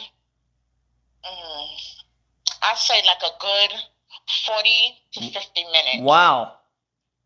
Yes, and when he did come out, he came out and he was like, "Oh, you can't just come here." And my daughter said to him, "We're coming from New York and we have every right to come here." She said, "My mother has every right, and as siblings, we have every right to come with our mother. So that is my brother and that is her son. She's a mother." So once again, you got blown off. Yes, we got blown up, and he said, "Oh, the detective that's handling the case, her name is Detective Gettery. You need to call her." And I said to him, I said, "I do call her," but I said, "But she don't answer the phone. She don't return calls." And that's what I said. And he didn't say nothing. He kept quiet. He kept quiet because he knew I was talking the truth. Yeah. And I said to my daughter, I said, "You know what? These detectives is laughing at us, laughing at us. Like, we come in here and they're not even doing the case. They're not working on it." So I said, I have to get something out there to, like, let this be known as a mother and for all mothers who have someone out there missing. Don't give up and keep praying. What has Rashawn's wife said about all this? Are they still married, at least on paper? Are they still married? I guess so, because she used to text me and stuff and everything, but she don't text me no more. And only I was surprised and shocked when she said happy birthday to me. And everything. So, you know, and no. Okay. So she, I guess what I'm saying, I have to admit, once again, this is my experience. The listeners who have, we've covered over 200 disappearances now. I'm going to say that it seems a little weird to me that being that it seems, and I have nothing against, of course, a mother being involved in her son's disappearance, but it seems to me most often is the case when a married man goes missing that the wife is the one who kind of leads the way. It's usually not, the parents of a grown missing person, especially if the person is married, but it seems like this has been different. Why do you think that is? I just don't know, but you know what? You hit something that my sister was saying to me and everything. And what was that? The same one who was giving me advice, who works in the higher federal, she was saying to me, everyone is a suspect. Okay. And she said that I don't put nothing past anyone. So she said, until you get the answers that you need, she said, you need to go back down there. She said, I don't care if they said to you, you shouldn't just pop up. You have every right as any other mother to your child. Well, you certainly do, and I'm not arguing with that. I guess what I'm saying, I'm just a little surprised. Once again, it just sounds to me like his wife's like, okay, you go ahead and do it. I'll just sit back here and, not do much. No, she used to ask me to come, and I didn't want her to come. Okay. And everything. I didn't want to tell her nothing because I did what my sister said. Don't tell her nothing. Okay. She said, don't tell her anything, because she said, you just finding out that she got married. They married. Yeah, right. And this is like what a year he moved missing. She said, come on. And then she said, you need to go back down there. I don't care if the officers say you can't pop up like that.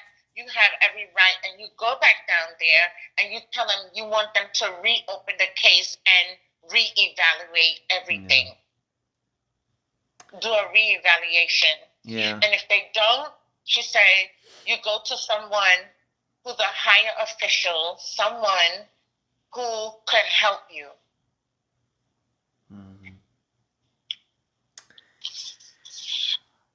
Do you have Denise, do you have a Facebook page, website, anything like that set up for Rashawn's disappearance?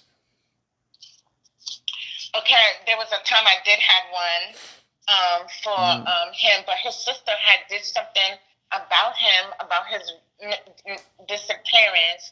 I had did a GoFundMe page to do to hire a private investigator, but then I took it down. Yeah. And then my daughter, she did a page for her brother. She put it on her page for him with his picture and everything, helping him find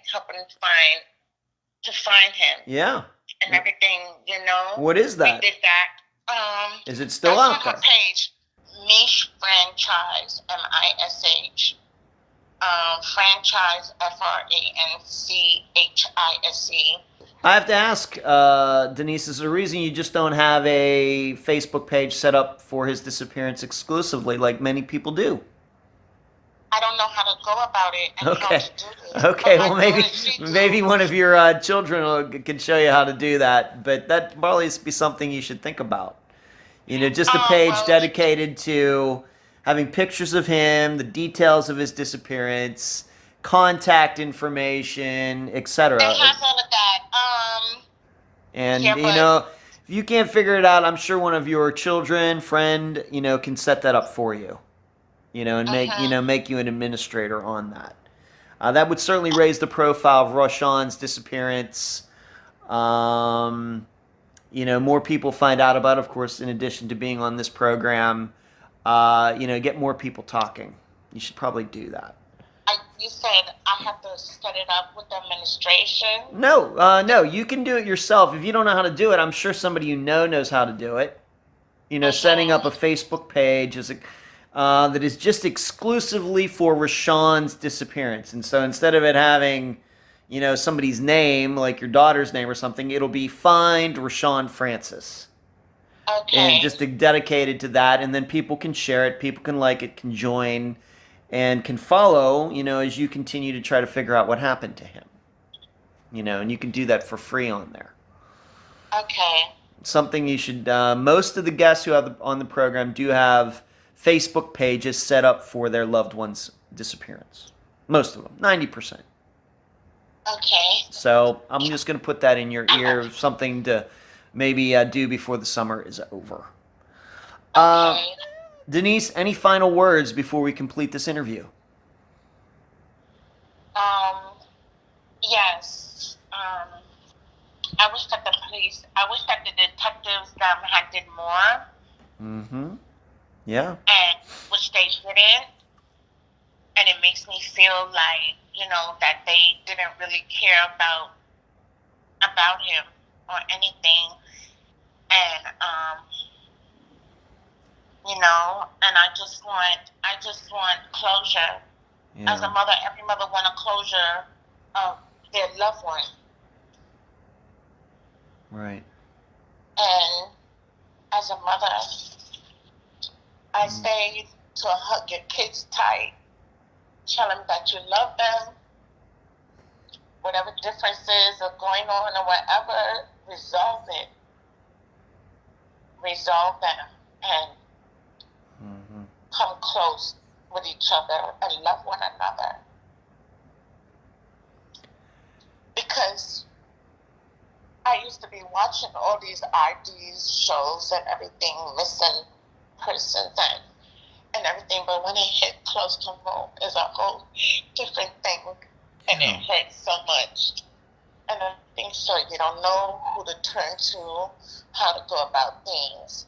And I'm getting backlash from people telling me that I didn't do enough. I don't know. No. This is the first time this happened to me, and I don't know how to go about things. Right. I don't know programs where you could go to for people to like talk to or help me and everything, or put up a Facebook page for Rashawn or whatever. I don't know. I don't know. So before people start judging and saying this and saying that, don't do that. Don't do it, because it could happen to any one of you, any one of your loved ones. I don't know how to go about this. So nobody does when they're confronted with it. Nobody does, Denise. Nobody expects this to happen to them. How I found out about you is because Emily through Megan, the CharleyProject.org. That's right. And how I found out about CharleyProject.org is because his best friend G told me that Rashawn was on that page. Yes. And I see a whole bunch of pages.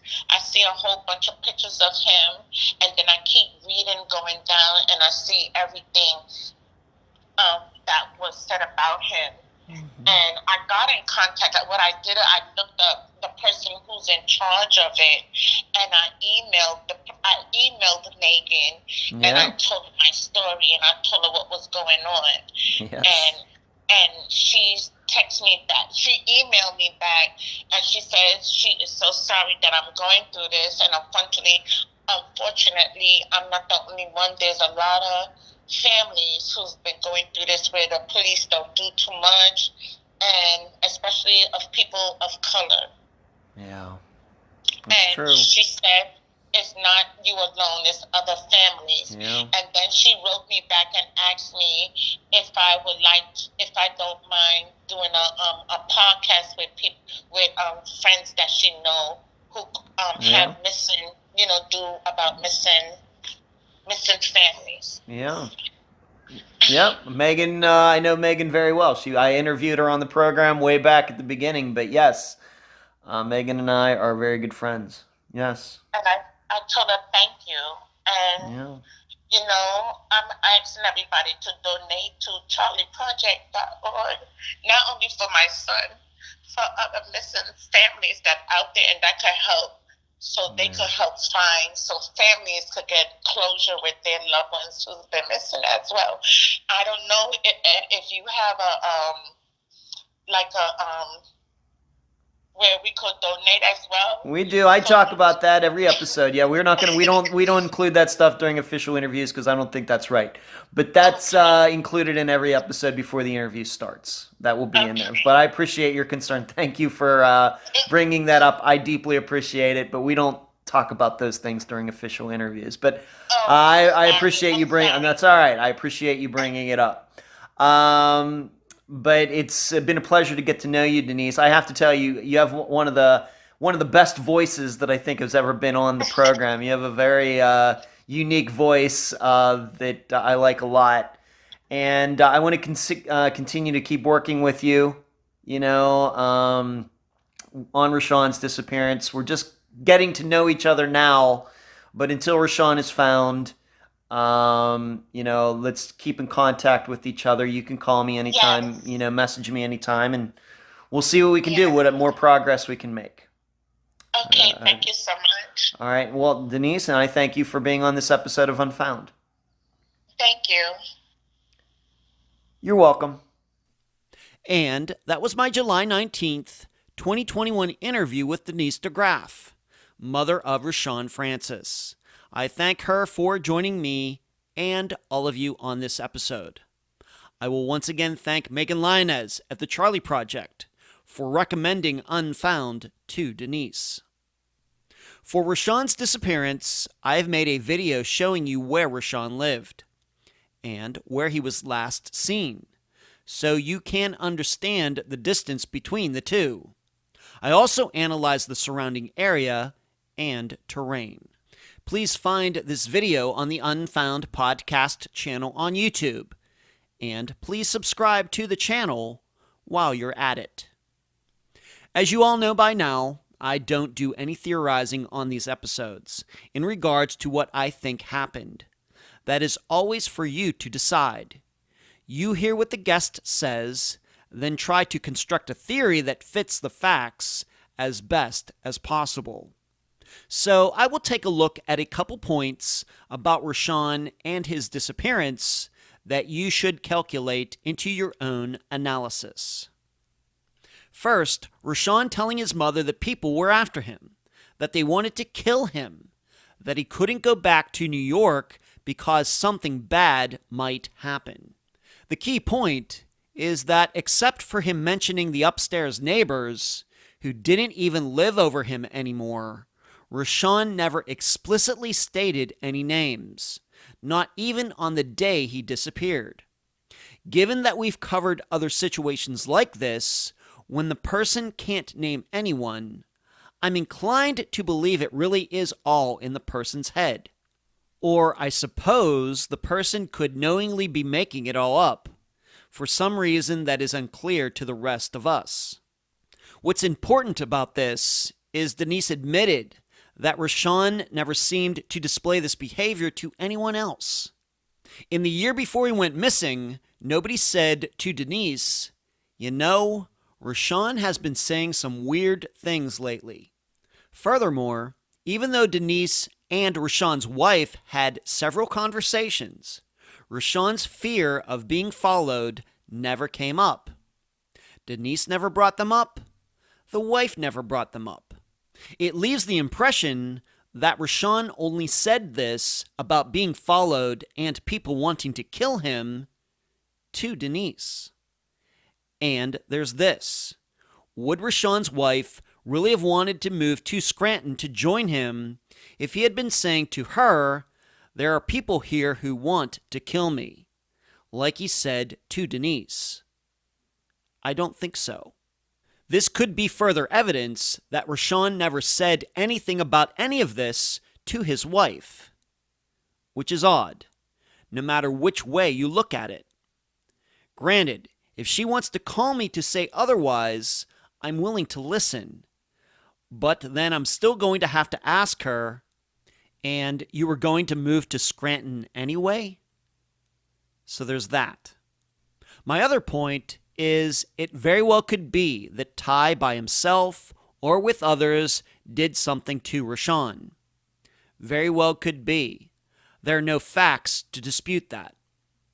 But if you're going to think that, please don't do so just because Ty and others wrote what they wrote on Facebook. People write a lot of crazy things on social media. Wild speculation that further fuels more wild speculation. Instead, what I would ask you to remember is that unlike all of you who follow this program, so you are the smartest people in the world regarding disappearances, the so-called cousin Tys of the world do not have your experience. They react emotionally. Someone disappears, and these types automatically think murder. Sure, Ty's behavior, trying to bully the landlord, and trying to take charge of the entire situation is odd. And that could be added to him deleting a bunch of posts from his Facebook account. However, do not judge him on the social media activity alone. Overall, we must remember the average age of a disappearance on Unfound is 18 years old, and Rashawn's is not even 1/6 of that yet. Meaning there's still a lot of information that can be collected. Meaning I think a lot of people in Rashawn's case, the police, the friends, Ty, Rashawn's wife, maybe even Rashaan himself, know information that hasn't been revealed yet. They're keeping secrets. I'll leave the theorizing up to you. And that's the program. If you found it informative, please go to the app that you use to listen to Unfound and give this podcast a nice review. I thank you for listening. I'm Ed Densel, and you've been listening to Unfound.